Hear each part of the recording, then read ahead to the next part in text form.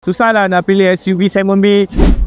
Ni dia. Tiga Cross, satu lagi SUV segmen B untuk korang. Cherry Tiggo Cross sekali lagi dipertonton dengan variasi facelift daripada model tahun 2020. Perbezaan ketara nampak pada bahagian luaran dengan reka bentuk grill sinonim dengan Tiggo 7 dan Tiggo 8. Antara yang lain ialah lampu LED depan belakang, rekaan baru dan arus utuh dalaman lebih kemas dengan skrin berkembar 10.25 inci untuk infotainment dan meter kelompok. Cherry menawarkan dua varian untuk pasaran Malaysia di mana satu petrol dan satu hybrid. Nadi untuk petrol ialah 1.5 liter turbo 4 sebaris yang hasilkan 147 PS dan 210 Nm.